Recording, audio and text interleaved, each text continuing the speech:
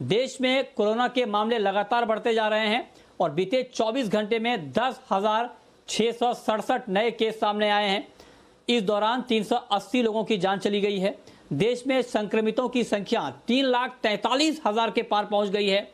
अब तक 9,900 लोगों की जान कोरोना ने देश में ली है। वहीं इस महामारी से अब तक 1,80,000 से ज्यादा लोग ठीक भी हो गए हैं। रिकवरी रेट भी बढ़कर 52.46% हो गया है। आर्थिक राजधानी महाराष्ट्र में कोरोना से मौत का आंकड़ा 4,128 हो गया है। अकेले मुंबई में 2,250 लोगों की मौत हो गई है। दिल्ली में पिछले 24 घंटे में रिकॉर्ड 73 मरीजों की मौत हो गई है। वहीं 1,647 नए संक्रमण के मामले आए हैं।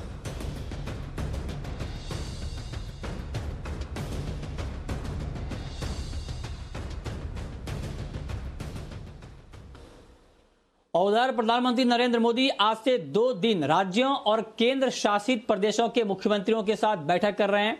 वीडियो कॉन्फ्रेंसिंग के जरिए मुख्यमंत्रियों से कोरोना को लेकर चर्चा की जाएगी। आज पीएम मोदी उन राज्यों से चर्चा करेंगे जहां कोरोना के मामले कम हैं। बैठक में पंजाब, केरल, गोवा, उत्तराखंड समेत कुल 21 राज्य शामिल होंगे। वहीं कल पीएम उन 15 राज्यों से बात करेंगे जहां कोरोना के सबसे ज्यादा मामले हैं। इसमें महाराष्ट्र, दिल्ली, गुजरात, तमिलनाडु और उत्तर प्रदेश जैसे राज्य शामिल हैं। बैठक में इन राज्यों में अनलॉक को जारी रखने या न रखने पर भी फैसला किया जा सकता है। वहीं पीएम से बातचीत के पहले कर्नाटक के मुख्यमंत्री बीएस येदियुरप्पा ने कहा है कि वो लॉकडाउन में और ढील देने की मांग करेंगे। उन्होंने कहा है कि लॉकडाउन को बढ़ाने की कोई योजना नहीं है।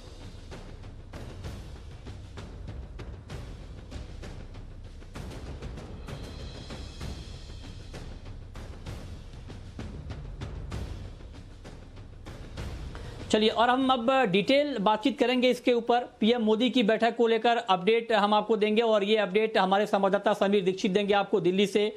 कोरोना काल में एक बड़ी खबर आई है कि ऑनलाइन क्लासेस को लेकर गाइडलाइन आ गई है और ये हर पेरेंट्स के लिए देखना बहुत जरूरी है। इस पर हमें सुबोध अपडेट देंगे और साथ ही गुजरात में कोरोना की स्थिति बताने के लिए हमारे साथ अर्पण कायदावाला हैं।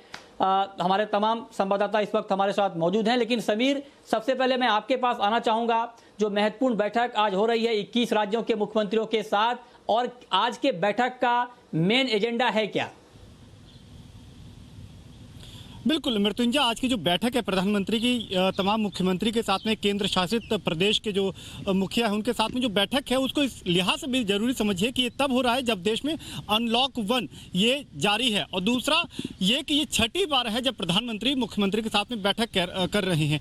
मेन एजेंडा यही है कि जिस तरीके से पिछले अनलॉक के दौरान देश भर में कोरोना संक्रमित मामले बहुत तेजी से ऊपर गए हैं, इसको लेकर के काफी चिंताएं बढ़ गई हैं, और उससे भी ज्यादा अहम है कि जो मौतों का आंकड़ा है वो भी बहुत तेजी से बढ़ रहा है। तो जो तमाम मुख्यमंत्री आज बैठक में मौजूद हैं, जो चर्चा चल रही है उसमें सूत्रों के मुताबिक ये पता चला है कि सबसे पहले तो प्रधानमंत्री ने जो कोरोना वायरस के चलते जो मौत हो रही है उस पर दुख जताया है, चिंता जताई है, और जो तमाम तैयारियां हैं उसमें थोड़ा नाराजगी या असंतोष भी जताया है, क्योंकि जो मोर्टेलिटी रेट है इसको लेकर के सबसे ज्यादा कंसर्न, सबसे ज्यादा चिंता इस वक्त नजर आ रही है।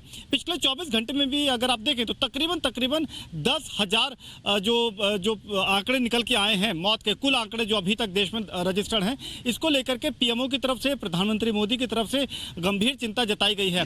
अभी ये मीटिंग जारी है, वीडियो कॉन्फ्रेंसिंग के जरिए 21 राज्यों के केंद्र शासित प्रदेश के जो मुखिया हैं उनके साथ में मीटिंग अभी भी जारी है। लेकिन एजेंडा कुल मिलाकर के यही है कि जो अनलॉक 1 के दौरान किस तरीके से कोरोना संक्रमित मामले बढ़े हैं, इस ग्राफ को कैसे थामा जाए, रोका जाए, और दूसरा ये कि जो इकोनॉमिक एक्टिविटी रिवाइवल के लिए, अर्थव्यवस्था को पटरी पर लाने के लिए जो कुछ भी ढील या रियायत दी गई है ये कितना वाजिब है, इस पर भी चर्चा की जा रही है। क्योंकि एक संकेत ये भी मिल रहे थे कि अगर यही ढील, यही रियायत अगर सबसे बड़ी वजह है जो कोरोना संक्रमित मामलों के बढ़ने के पीछे, तो क्या इसमें कुछ हद तक वापस सख्ती बरतने की जरूरत है या नहीं, तो इस पर भी चर्चा चल रही है। लेकिन आपको बता दें कि ये जो मीटिंग है प्रधानमंत्री की पूरे देश भर के मुख्यमंत्री के साथ में, ये 2 चरणों में हो रही है। तो जो पहला चरण है वो आज है, जबकि दूसरा चरण जो बहुत अहम माना जा रहा है वो कल है। कल इसलिए भी अहम है क्योंकि उनमें उन प्रदेश के मुख्यमंत्रियों के साथ बातचीत होगी जहां पर ग्राफ बहुत तेजी से ऊपर जा रहा है, जहां लगभग स्थिति बेकाबू है, जैसे कि तमिलनाडु है, उत्तर प्रदेश, दिल्ली, महाराष्ट्र ये वो राज्य है जहां पे कोरोना संक्रमित मामले बहुत तेजी से ऊपर जा रहे हैं। इसके बैकड्रॉप में इसके पहले आपको ये भी बता दें कि हालांकि कुछ राज्यों ने लॉकडाउन नहीं लगाने की बात स्पष्ट तौर पे कही है, जैसे गुजरात या दिल्ली ने स्पष्ट तौर पे कहा है कि दोबारा राज्यों में लॉकडाउन नहीं लगाया जाएगा। लेकिन चेन्नई में कल ही लॉकडाउन 19 से 30 जून तक लगाए जाने का ऐलान राज्य में किया गया है। तमिलनाडु में चेन्नई और आसपास के इलाकों में एक सख्त लॉकडाउन लगाने की बात 19 से 30 जून तक लगाने की बात कही गई है। तो यहाँ पर अब कुल मिलाकर के जो गेंद है वो तमाम राज्यों के पाले में आ गिरी है कि वो अपने राज्य में किस तरीके से स्थिति से निपटने के लिए कदम उठा रहे हैं और उसका कितना फायदा लोगों तक पहुंच पा रहा है। तो जैसे कि हमने देखा कि तमिलनाडु में एक बड़ा कदम उठाया गया। हालांकि कई राज्य इकोनॉमिक एक्टिविटी रिवाइवल के लिए अभी भी लॉकडाउन के पक्ष में नजर नहीं आ रहे हैं, लेकिन ये 2 चरण की जो बैठक हो रही है प्रधानमंत्री की मुख्यमंत्रियों के साथ में, माना यही जा रहा है कि इसमें जो रियायत या छूट दी गई है इसको क्या रोकने या इसको कुछ हद तक थामने की जरूरत है, इस पर भी गंभीरता से चर्चा हो रही है। जी ठीक है, चलिए, तो ये बहुत ही महत्वपूर्ण अपडेट है। बहुत शुक्रिया समीर आपका इस पूरे अपडेट के लिए। लेकिन अब चलते हैं सुबोध के पास, क्योंकि महाराष्ट्र में एक महत्वपूर्ण डेवलपमेंट हुआ है कोरोना काल में। वो ये कि ऑनलाइन क्लासेस को लेकर के गाइडलाइन महाराष्ट्र सरकार ने जारी कर दी है, क्योंकि कोरोना काल में बच्चों की पढ़ाई स्कूल में भी ऑनलाइन के जरिए हो रही है, लेकिन इसमें सबसे ज्यादा परेशानी छोटे बच्चों को हो रही है। इसी के चलते राज्य सरकार ने स्कूलों के लिए गाइडलाइन तय कर दिए हैं। क्या है गाइडलाइन कि बच्चों के लिए ऑनलाइन पढ़ाई कैसे होगी, ये डिटेल गाइडलाइन बताने के लिए हमारे संवाददाता सुबोध मिश्रा हमारे साथ इस वक्त जुड़ रहे हैं। सुबोध, महाराष्ट्र सरकार ने क्या गाइडलाइन तय की है ऑनलाइन पढ़ाई के लिए? बिल्कुल मृत्युंजय जी, सबसे पहले ये बताना चाहूंगा कि किस तरह से सबसे बड़ी, जहां एक तरफ कोरोना के संक्रमित मरीजों की संख्या बढ़ रही है, महाराष्ट्र में 1 लाख से ऊपर पार कर चुकी है, वहीं सामान्य जिंदगी को भी पटरी पे लाने के लिए महाराष्ट्र सरकार काफी कोशिश कर रही है, जिसमें एक ये शिक्षा को लेकर के भी था। पिछले दिनों जो पढ़ाई हो रही थी खासतौर से स्कूलों में, वो ऑनलाइन पढ़ाई हो रही थी, लेकिन इसमें सबसे ज्यादा पेरेंट्स की जो शिकायतें थी वो ये थी कि जो छोटे बच्चे हैं वो ऑनलाइन पढ़ाई को लेकर के काफी ज्यादा परेशानी में है। कुछ लोगों को आंखों में दिक्कत थी और काफी सारी मेडिकल प्रॉब्लम्स हो रही थी। इसी के चलते ही अब महाराष्ट्र सरकार ने एक गाइडलाइन दी है, जिसमें प्री प्राइमरी से लेकर के कक्षा 2 तक, दूसरी क्लास तक के जो बच्चे हैं उनको ऑनलाइन पढ़ाई से छुट्टी दे दी है। मतलब उनकी ऑनलाइन पढ़ाई नहीं होगी। इसके बाद जो तीसरी क्लास से जो 5वीं क्लास तक के बच्चे हैं, उनकी जो ऑनलाइन क्लासेस होगी वो 1 घंटे तक की होगी। और वहीं जो 6वीं से 8वीं तक की क्लास के जो बच्चे हैं, उनकी ऑनलाइन क्लासेस 2 घंटे होगी।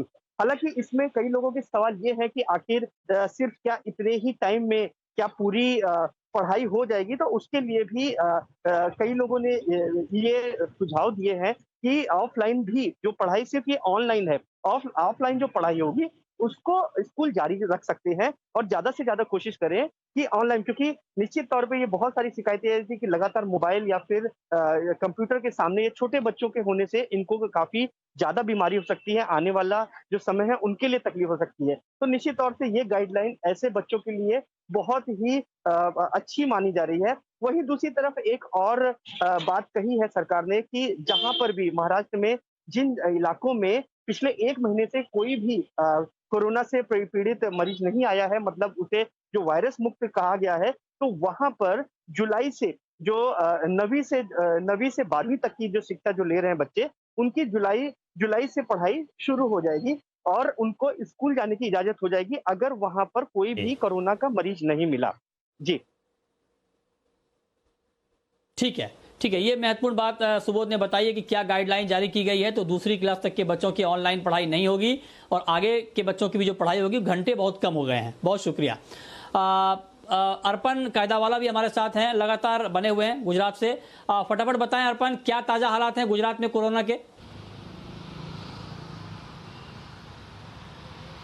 जी, गुजरात में भी देश के काफ़ी जो अलग अलग राज्य है उससे भी काफ़ी कह सकते हैं कि गंभीर हालात बने हुए हैं। गुजरात में अब तक 24,000 जो केस है वो कोरोना के पाए गए, उसमें से तकरीबन 17,000 केस सिर्फ और सिर्फ अहमदाबाद शहर में है, यानी कि 70% जो केस है वो सिर्फ और सिर्फ अहमदाबाद शहर में है। मौत की बात करें तो गुजरात में अब तक 1500 से ज़्यादा मौत हो चुकी है, उसमें से 1200 से ज़्यादा मौत सिर्फ और सिर्फ अहमदाबाद में है। यानी अहमदाबाद जो शहर है वो कोरोना के लिए हॉटस्पॉट बना हुआ है, क्योंकि अनलॉक 1 जो किया गया उसके तहत जो रियायत मिली है लोगों को, तो लोगों की जो मूवमेंट बढ़ गई है उसको देखते हुए अहमदाबाद शहर में रोजाना 350 केस सामने आ रहे हैं और गुजरात में 500 से ज़्यादा जो केस है वो एवरेज सामने आ रहे हैं। तकरीबन 25 से 30 लोगों की हर रोज़ मौत भी हो रही है। हालांकि राज्य के जो मुख्यमंत्री है विजय रूपाणी, वो कल ही स्पष्ट कर चुके हैं कि आने वाले दिनों में गुजरात में फिर से लॉकडाउन लाने की राज्य सरकार की कोई भी सोच नहीं है। फिर भी सोशल मीडिया पर और लोगों के बीच काफ़ी ऐसी अफवाहें चल रही है कि जिस तरह से अहमदाबाद में जो केस बढ़ रहे हैं, तो कहीं ना कहीं अहमदाबाद के कुछ जो इलाके हैं जो सबसे ज़्यादा प्रभावित है, वैसे इलाकों में शायद फिर से लॉकडाउन के कुछ रिस्ट्रिक्शन आ सकते हैं। फिर भी आधिकारिक तौर पर अभी तक राज्य सरकार की तरफ से अब तक कुछ भी नहीं कहा गया, लेकिन दिन ब दिन परिस्थिति है जो अहमदाबाद में अति गंभीर हो रही है। जी बहुत शुक्रिया अर्पण आपका भी गुजरात के ताज़ा हालात बताने के लिए।